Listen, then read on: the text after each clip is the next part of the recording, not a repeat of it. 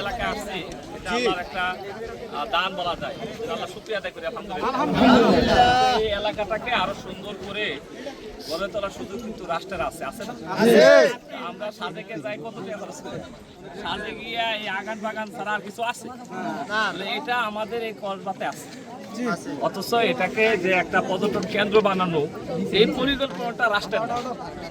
আমরা আজকে এখানে এসে আমরা অভিভূত, আমরা আল্লাহ শুকরিয়া আদায় করি এবং আমরা সরকারের কাছে দাবি জানাবো অবিলম্বে এটা একটা পর্যটন কেন্দ্র হিসেবে তৈরি করি।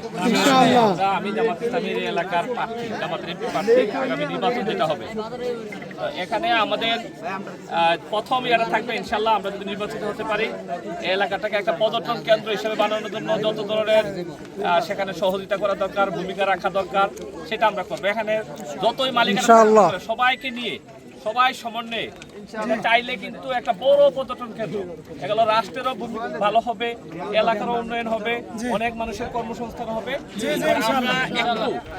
একটু যে আনন্দের জন্য, বিনোদনের জন্য, নির্মল আনন্দের জন্য একটু জায়গা পাই না, তাহলে তরুণরা এটা ধ্বংস হয়ে যাচ্ছে, যুবকদেরকে বাঁচানো যাবে না। তোমরা যারা আসছো তোমাদেরকে ধন্যবাদ, তোমরা দোয়া করবে, আমাদের পাশে থাকবে। আমরা প্রতিশ্রুতি দিচ্ছি আমরা এলাকাটা একটা পর্যটন কেন্দ্র করার জন্য সর্বোচ্চ চেষ্টাটা আমরা করবো ইনশাআল্লাহ। অনেক ধন্যবাদ, আমাদের জন্য খাস করে দোয়া।